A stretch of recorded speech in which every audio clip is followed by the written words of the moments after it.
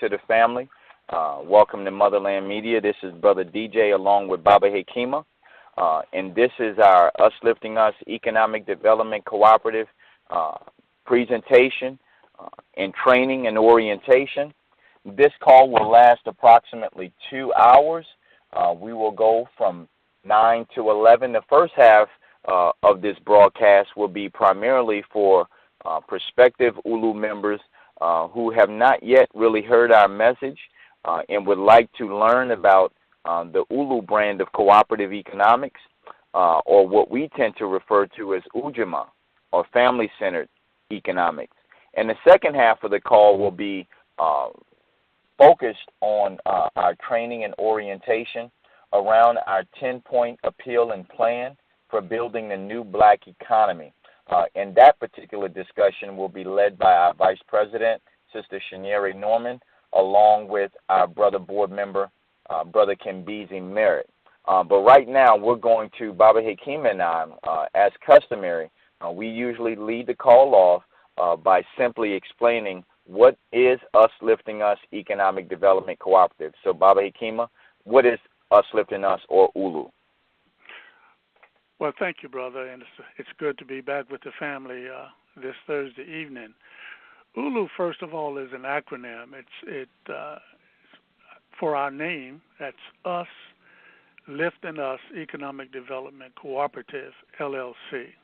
Us Lifting Us Economic Development Cooperative, and we are a limited liability company. Us Lifting Us is a global or an international business organization, and we've come together primarily for the purpose of building and perfecting the means and the mechanisms by which and through which black people would gain control or greater control of the economics of their communities and nations. So in short, ULU, again, Us Lifting Us, is a international business formation, and our primary objective is to fashion ways and the machinery, the tools, through which and by which we gain greater control of the economics of our local communities, national communities, and link up brothers and sisters throughout the African world. Great. How long has Us Lifting Us Economic Development Cooperative been around, Baba Hakeem? Well, informally, we started as a think tank in 2011. And a year after that, we incorporated and in 2012. And then in June of 2013, we converted to our current form as a limited liability company. So the call was made, and we've been at the plow, so to speak. We've been at the task since 2011. Sounds good. Now, there's a tremendous amount of talk across the country and really across the world about how black people or people of African descent can really build a viable and sustainable life for ourselves. What does ULU, as a cooperative formation, add to that conversation? That's a very, very powerful question, a very, very timely question, and it really speaks to us having to gain some real clarity in our movement nationally and globally. In general, we talk about coming together and pooling our resources for group benefit to aid us as a people. And that's a noble and necessary objective, but there's some problems. Because generally when we talk about pooling our resources, coming together, unifying for group empowerment, and if we're talking about the economic arena, most of the tools that we use are for individual empowerment. The tools that we normally gravitate to are individually business ownership models. And those are necessary but not sufficient. What ULU has done and is in the process of perfecting is to create a mutual or a group ownership model that is a business. And so we think that in addition to financial literacy and individual business ownership, we must also perfect a mutual, a group, a cooperative model that gives us some advantages that otherwise would be missing. In other words, depending on the number of people who come together in this large-scale cooperatively owned model, you can look at marshaling millions, tens of millions, and potentially billions of dollars. And if we are true to group benefit, then what the group does is own the businesses and benefit from the success of the businesses. Instead of what we do sometimes, we marshal resources and we channel them to individuals. And those individuals benefit, and the hope is that there will be some trickle down. And in some cases there are, but not substantially such that the group benefits. For instance, BET, when it was formed, there were groups of brothers and sisters around the country who lobbied to get that network up and going. And when the principal owner sold it, it was his business. And there are other models that we can look at that it took the group and group efforts to bring about the existence and security of that enterprise, but it primarily benefited an individual or small group.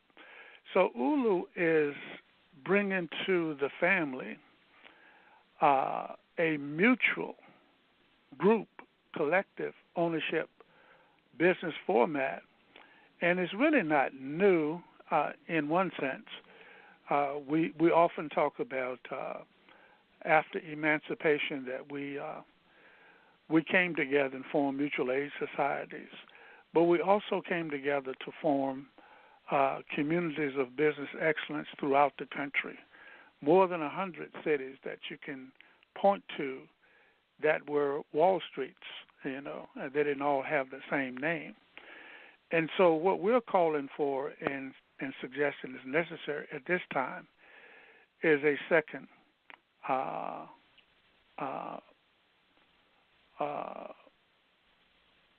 a time that we pool our resources and come together in that way. So that essentially is the aspect of business activity that ULU is bringing to the family, and our sincere feeling is that if we don't perfect a group ownership model, then we will be at the mercy totally of the international bankers in Wall Street, because we will not have developed to a scale where we would then have the capacity to fund, to direct, and to channel the resources for group development and for group security.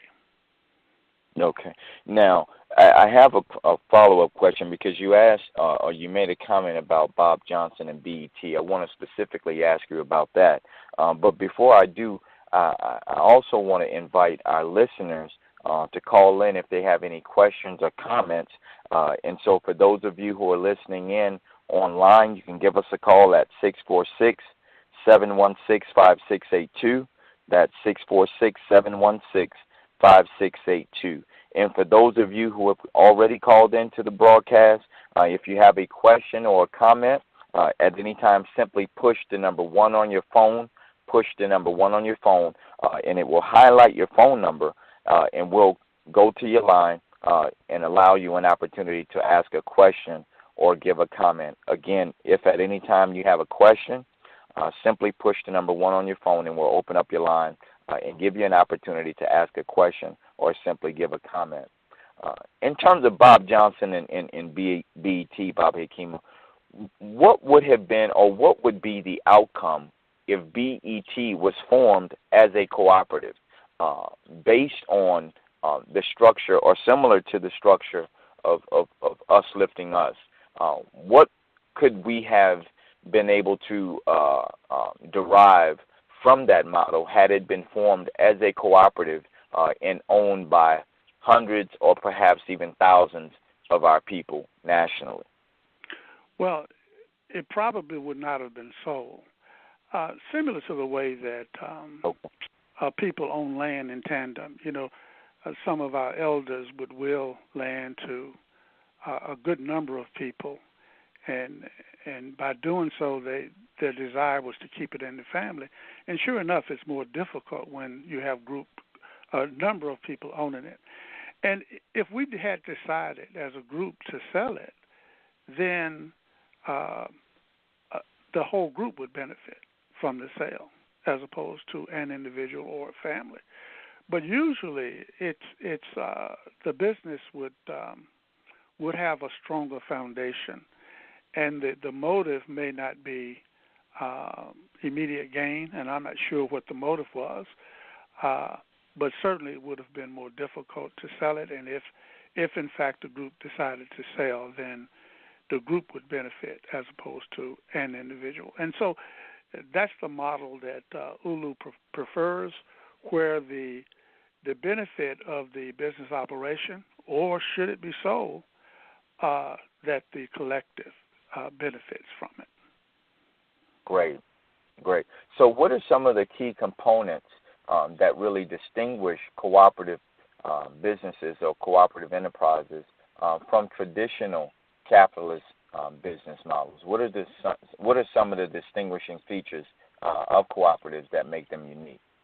Well, the first thing, of course, traditional businesses are for the most part individually owned. And as a matter of fact, sometimes we don't think of it. A cooperation is an individual. That's what you file, so that the business in legal terms and in tax terms becomes a person. It's an individual. And but a cooperative is a legal entity that represents many, many persons. And so it's, and cooperatives, one of the salient features is that it's democratic. One person, one vote. In a corporation, of course, usually even if they have stockholders, the principal owners really run the business. They own it, they run it, and even though they may have, stakeholders, people that have purchased shares of their business, but they run it. So it's not one member, one vote. And so that's the primary difference. The co-op is built for a mutual benefit, and in very many cases, a community benefit. So it's not just that a group of people go in business to make money. It's generally, in a cooperative, it's generally a shared benefit for the members, and very often for the community. In our name, Us Lifting Us Economic Development Cooperatives, if you Google economic development cooperatives, most of them are in the rural, having to deal with electrical power to bring a resource to an area that otherwise would be disadvantaged. And so by bringing electrical power to a community, then the households, the businesses, the firms benefit, and so you can visualize the potential of an economic benefit for a whole community or region. And so those are some of the primary benefits and differences. Great. And again, there's a lot of talk or a lot of conversation taking place nationally on how black people can harness the power of that more than $1 trillion that flows through our hands every year. Essentially, Uslifting Us is poised to do that. Can you describe what that process looks like for those who may be listening who are not yet familiar with the ULU plan of harnessing that more than $1 trillion annually? Yes, brother. On our website, we have some images that change. One of them pictures a bucket, and I would encourage people to go to our website, usliftingus.com, and go through those sliders in particular. Two of them in particular. One with a tornado that talks about Garvey's return. That's there, and the other one, the 3 buckets. But what we depict there, and if all of us would visualize a stream, a river, flowing with an abundance of water, and think of that as the flow of economic wealth that goes through our fingers. And when you go to that stream, you got a bucket, and you go there and you dip it in and you fill your bucket up. And that's what happens when we go into business for ourselves and we go to the stream and we have our bucket, our little business bucket. And most of us are individually what some call solopreneurs. We're in business with ourselves, and that's a very little bucket. And so the whole thought of economic empowerment and harnessing and redirecting the more than $1 trillion that flows through our fingers, most of us, we stress and teach and preach and prod us to go into business for ourselves. And yes, we should do that. And we want to uplift brothers and sisters who go into business. But from a power position, the community is only empowered to the extent that the community owns the resources and benefits from the resources and have the ability to guide and direct the effort. So what ULU proposes is that, yes, we go to the stream with businesses, but that they are owned collectively. So we envision hundreds and eventually thousands of businesses that we all own collectively. And so for each of the businesses that put their bucket in the water, they bring that back and put it in a collective pool. And we build institutions, we sustain institutions, we reward our member owners with a return on their investment, but it's really for a bigger purpose, to build the institutions that would be passed down to future generations so that we don't have to, go through this again and when our children look at us and ask about their future. So essentially, what we are doing is what, every group that practices group economics, even though they may have individual buckets that you can identify, but a good part of the resources that they bring to bear are put into a common pool and placed there for mutual or common benefit. Great. Outstanding. And I hope, those of you who are listening in to this particular broadcast for the first time really, really caught that, what Baba Hikima stated, because that really is the whole crux of what ULU is poised to do, to really harness that more than $1 trillion that currently flows through our hands every year, harness it and direct it in a way that allows us to live a viable, sustainable life. So I don't know of too many things that are more important to the future of a people than that. So I definitely want those of you who are listening to this broadcast for the first time to take particular note of that, and compare that whole notion to some of the other things in other conversations that may be taking place on the national landscape.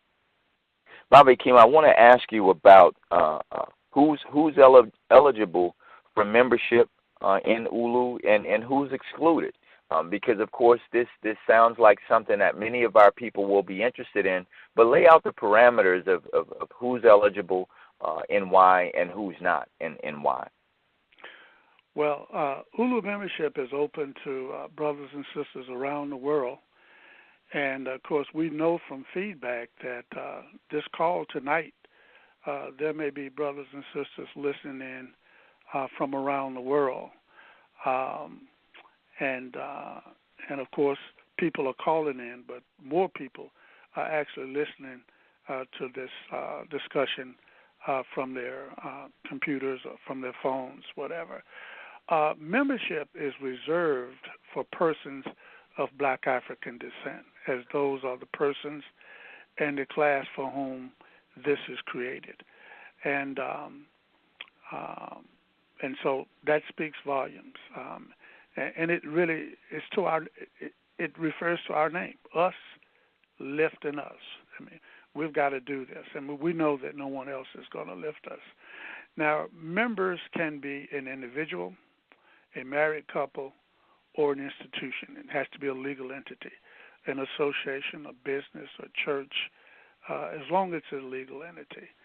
And members need not be U.S. citizens. We have members in 6 countries at this point, but we're formatted so that we can have members in any country, and we look forward to having, many members in other countries as we continue to grow.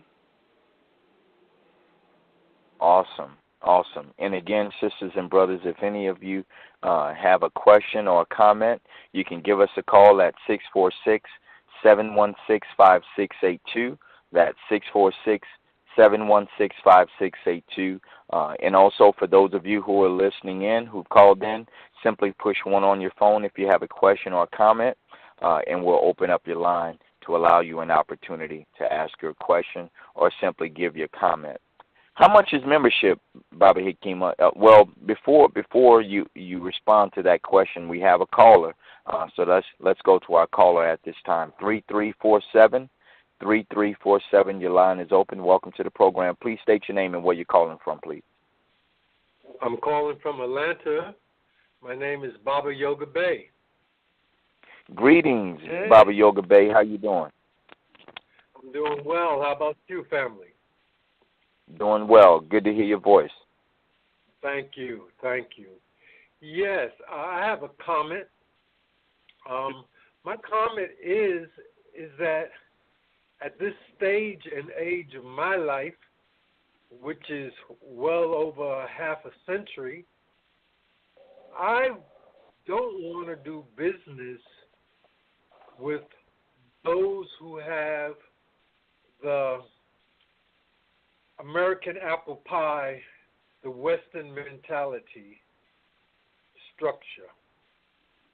I do not myself specifically want to do business with or go into business with those who are melanated, but yet it's like an Oreo cookie. They black on the outside, but they white on the inside. Yes, sir. I myself are looking at maybe, and only looking at, not trying to imitate them, but the Japanese who tend to have a higher ethical concept about business. They marry the business. They take care of the business. And they're very loyal and trustworthy. Where, now correct me if I'm wrong, but a great deal of our people, melanated people, we go into business we get our training from the Europeans, and we start emulating them. We drink, we whore around, we do shady business, we try to skim things off the top, and it just turns out to be a bunch of mess. And me, myself, I could be more content by being my own small businessman, which I am. Almost half of my life I worked exclusively for myself. I took full responsibility for all of my finances. So therefore, I'm not in debt. I don't have no debt. I don't have any of that stuff. And I got a pretty high credit score because I don't use it. But I got it just to know if I ever need it, there it is. So I want to be, I don't want to be a small businessman forever. I would like to get with a cooperative such as ULU. But I want to ask the question from the top, it funnels down to the bottom. At the top, do we have a code of ethics that we can live up to wholeheartedly without any hidden agendas? I think I'll stop right there. That's a great question, Baba Yoga Bey. Baba Kima, you want to take that, and I'm sure you'll speak specifically to our values and ethics document. Yes, and I appreciate the question and the and the information and clarity involved in the question. Yeah, the Japanese do practice business as an integral part of their culture. It's an extension of their culture. It's not something that's isolated and fragmented and treated as an aside. And I think, I shouldn't say I think, that's what we're building. As a matter of fact, when we say Ujamaa, we say family-centered economics. So our business is an expression of familyhood. And we obviously will need to grow and perfect that and tweak it as we go. But the essence, if you were going into, or you and I were going into business, and it was our sons and our daughters and our nieces and nephews and our grandsons and granddaughters that we were all building a business together, we would have a different appreciation from what typically happens when we build a business, or some of us build a business for the public.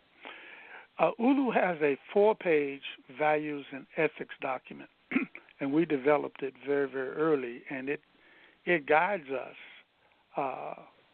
in our business practices. The two sources that inform our values and ethics document is Ma'at and the Nguzo Saba. And so I would invite everyone who has not looked at the values and ethics document of ULU, if you go on our website, click on our homepage, click the top video and go through our presentation and fill out the form that you're prompted to fill out there.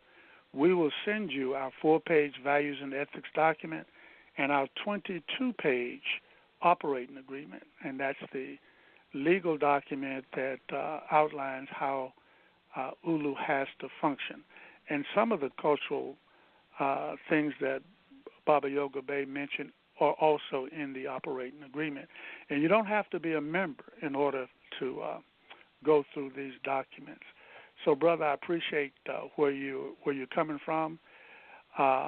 We really do need to create an environment where we have joy as we labor together to produce for each other and to sustain our communities and our families. And that old term, labor of love, that's what it needs to be. We need to have fun as we do the things necessary to sustain ourselves. I'm sure Brother DJ would have something to add to that as well.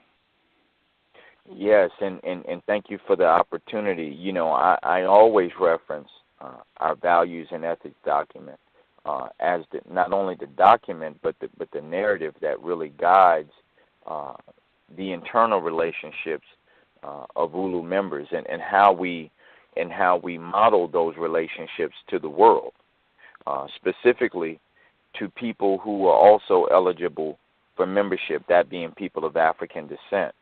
And so, going back to Baba Hakima's comment of the labor of love, our values and ethics document is rooted in Ma'at. And of course, as we know, Ma'at calls for the highest standard of life to be achieved, that process. And so, Ulu is a process. Ulu is evolving and growing, and as we build out, it becomes more and more impactful in the lives of our people on a daily basis. So that journey, so to speak, is what keeps us in that upright position, you know, not only with ourselves, but with our fellow ULU members, and how we project those relationships or how those relationships are seen to the broad base of our community. So, excellent question, Baba Yoga Bey, certainly timely. And again, glad to have you on board. And thank you for your question. Do you have a follow-up? Yes, I do. One, I'm going to probably stay on the show for the duration of the show.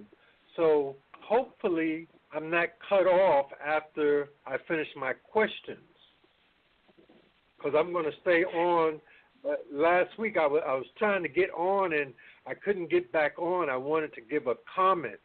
So I would love to at least know that I can stay on for the duration of the show, or if I need to call back in, just give me some ground rules and let me know what I should do. Yeah, and I appreciate that. Sister Shanyeri Norman mentioned that to me a couple days ago. And what happens with our switchboard system is that once you push the number 1 and your number is highlighted, even after your question, your number stays highlighted. And so we wouldn't know, or I wouldn't know as the controller of the switchboard, that you have a follow-up question. But what I'm going to do moving forward is to go back and ask all of you who have had an initial question before we end the call or go to another topic, if you have any additional follow-up questions, just as a check, so to speak. So I thank you for bringing that out. And so that's a technical issue, but we have the ability to work through it. So I appreciate you bringing that to us. Great. Well, let me give my next part of my comment. I had the opportunity to see Hidden Colors number 4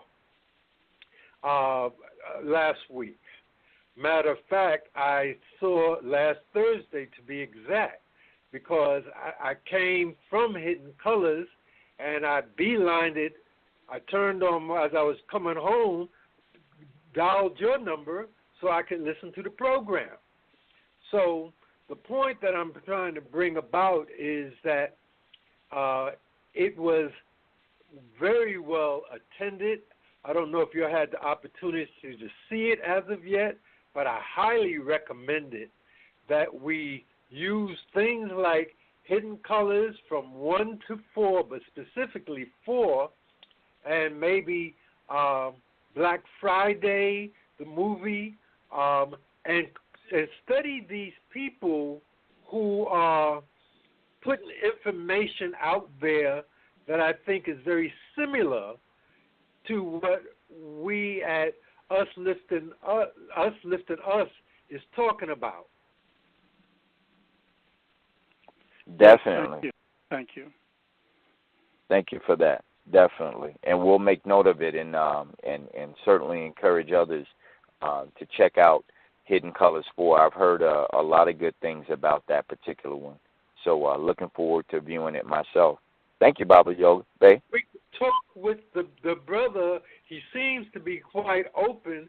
We could use, just bounce some questions off of his head and see where he's coming from, and let him know where we're coming from, so we don't have to be bumbling and stumbling as we move forward. Yes, sir. Yes, sir. Duly noted, Baba. Thank you for that question, or that comment, I should say. Yes, sir. Yes, sir. Did you have a follow-up, Baba Hekima, to Baba Yoga Bay? No. Okay. All right. Okay. Well, we'll go ahead and move forward with our questions. And so, with that being said, what is Ulu's position on partnerships, and is Ulu opposed to those brothers and sisters who are in business for themselves? What does that relationship look like between Ulu being a cooperative and black entrepreneurship? Well, it's no different than any two businesses finding a way to partner or use each other's services or products. It's just that Ulu is a mutually owned business. In other words, its structure is different. So Ulu looks forward to and needs brothers and sisters who have products, goods, and services to offer. Ulu cannot do it, provide all the things that it needs by itself or for itself. So we look forward to that. Now, it's important to understand that every Ulu-owned business is totally owned by Ulu.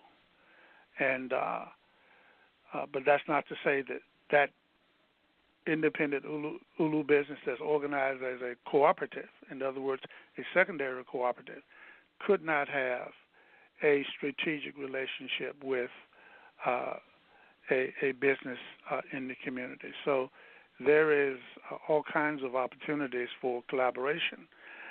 In some cases, Ulu is going to be looking to assume or buy businesses, some of which you know that may have been in the community for a while, and that we turn into cooperatives.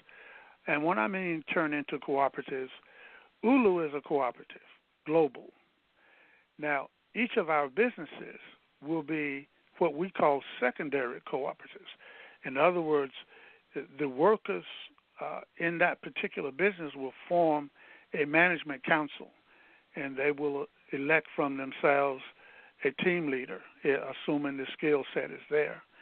And those workers would, in addition to a decent salary, would also look to gain a bonus once that business is performing well and into profit. And so, again, each of those individual secondary cooperatives that are owned by all of Ulu but controlled by the workers will need to collaborate and build strategic relationships with other businesses in the community. One of the things that we don't often talk about, the success of Ulu will begin to change the way that business is done in our community.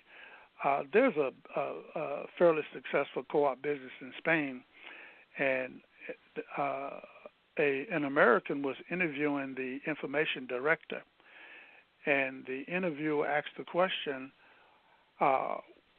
in your area of the country, how do other businesses that are not co-ops, how does the co-op affect those businesses? And the answer from the information director from Mondragon is that people begin to expect things differently. In other words, the co-op has a particular way that it does business in the community, and as people begin to expect and appreciate that kind of behavior from a business, and they also demand the same kind of behavior from other businesses. So other businesses that are individually owned and not a part of a cooperative sometimes find themselves having to model themselves based on the way that the cooperative does business, because the appetite, the expectations of people in the community demand that they perform and act in different ways.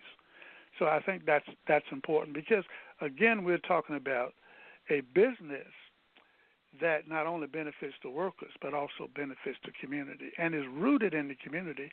And many people in the community, not only the workers, but other people in the community will also be owners of that business and enterprise. So if I'm hearing you correctly, ULU has the potential to force all of us to step our game up, so to speak. Is that essentially what you're saying? Yeah, for sure. And it happens all the time. I mean, there are institutions right now in the community. There was a very informative video, it's not on YouTube anymore, about the culture of Costco's, the club, the buying club, Costco's. And it kind of contrasted it to Sam's Club and some other buying clubs. And so the success of Costco and the way it treated its customers forced other people to change. There are other businesses in the community, and I don't readily have any to use as models. But yes, when you give excellent service and you have a way of doing business and people appreciate it, and they and it's known, other businesses get the word as well. And so, especially if it's done on a consistent basis on a large scale, it changes the business culture in the community. And so everybody has to, because right now what businesses have to deal with is what we allow them, and so as the people's taste, expectations change, and they have a choice, then yes, other businesses will modify their behavior, or they won't fare well in the community. Great. Hey, Baba Hikima, can you speak a little bit about the role of culture, the role that culture plays in economics, in that bucket analogy that you made reference to a little earlier in the broadcast? Just kind of tie that in for our audience who may not be aware of the role of culture and how important it is in determining values and ultimately the success of a people. I'm not sure where you're going with it. Let's say I turn to cut question around back to the view. Okay. Yeah. But before I turn it back to you, we often talk about Black Wall Street, and we talk of the Tulsa, Oklahoma, and of course the other ones. And remember that we were doing business with each other within a cultural container. We weren't doing business with each other in the open, almost cesspool of cultural expressions that we are doing business now. And so even though many of the businesses were individually owned, a craftsperson who essentially did business as a laborer, or it may have been a partnership, but because they were in a protective cocoon, an environment, a culture, they were able to circulate the resources because those were the patterns that were already set. When you went into business and you did business based on the cultural imperatives. In other words, the parameters were already set before you went into business. In other words, you came into that community, into that town, and you coalesced based on survival. And so the survival, not only the instincts but the patterns, dictated how you did business. And so we cannot recreate Wall Street, Black Wall Street today, without those patterns also being recreated or regenerated. So I'm sure you can take that even further. I think you had a point that you wanted to bring out. No, you just answered it with all of the clarity that I could have. So that was the reason for the question, and Okay. you know, as usual, you knocked it out the park. So excellent job.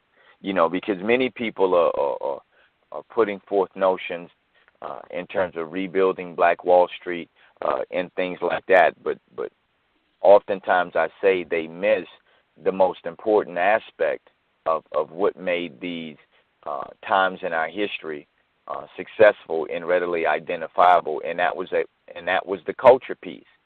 You know, that was the culture, and the analogy that you give in terms of that cultural container is so important. And again, that's oftentimes overlooked by people who, you know, are so-called experts in economics or business in their attempts to, you know, revitalize the economic life of Black America, so to speak. So great job again. And so again, I just want to allow an opportunity before we end the first half of our program, give another opportunity for our callers to ask questions. So for those of you who are listening in online, give us a call at 646-716-5682. That's 646-716-5682. And also for those of you who are holding, you can jump in the Q&A queue by pressing the number 1 on your phone, and we'll come to you before we end our particular discussion and hand it over to Sister Shanieri Norman and Baba Kimbizi Merritt as they continue on the program from the perspective of our 10-point plan, appeal and plan for rebuilding the new Black economy. Certainly looking forward to that. So, Baba Hekima, where can people go to get additional information about ULU? Well, our website is the primary spot, usliftingus.com. Again, usliftingus.com, and you can phone us at 404-592-2780, 404-592-2780. And I just want to make a pitch for what we're doing on Thursday evenings. This call is really important. It's global, and we want those of you on the call-in side and on the radio side to bring people back to this format. If you can, get them to go through our presentation online before they come, and they will be better prepared to receive what it is that we're offering. But we must build a different model. We're not going to gain power or become empowered by simply doing the same thing that we've always done on steroids. You know, we take our vitamins and we pump iron and we just do it better. It has to be something different. It can't be just more of what it is that we've always been doing.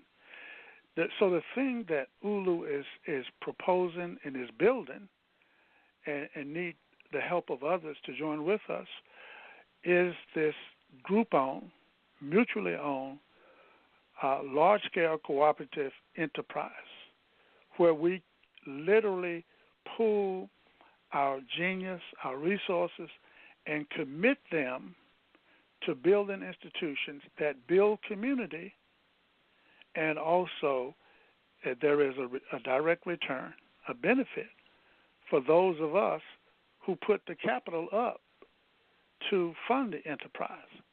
And so it's a win-win situation for our communities, for our families, for us as individuals, and we've got to do it.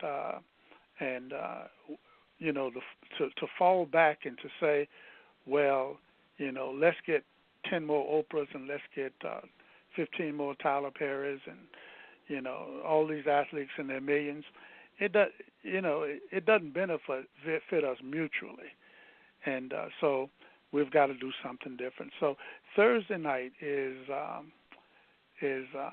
focus on a weekly basis for what it is that we're proposing, and everyone can help by exposing your family, friends, co-workers, people that you know to the Thursday night call and to the website, usliftingus.com. Great, great. Brothers and sisters, I hope that this first half of the broadcast really resonated with you, especially for those of you who are not yet members of ULU. We hope that something was said, something was shared that really touched you, and we believe that the time for us to gain control of the economics of our community is now. There has been no better time in the history of our people to do that than today. We have over $1 trillion that flows through our hands collectively every year in this country, and we have very little to show for it. This is our opportunity to not only secure our future, but the future of our children and grandchildren. The times require of us to do that. In traditional politics, this is an election year. But if history has shown us anything, is that it really doesn't matter who sits in that White House. Our collective lives, for the most part, don't change. We remain on the proverbial bottom of the rung of society. We have an opportunity to change that through the spirit of self-determination and self-reliance. And ULU, in my mind, is the best representation of that spirit. We are a unique people with a unique culture, and we have an opportunity to build a unique business enterprise, one that answers our needs and, again, allows us to create a legacy that can be passed on to future generations. We're going to take a short break and come back on the other side with our training and orientation, led by Shanieri Norman and Baba Kimbizi Merritt. So stay tuned.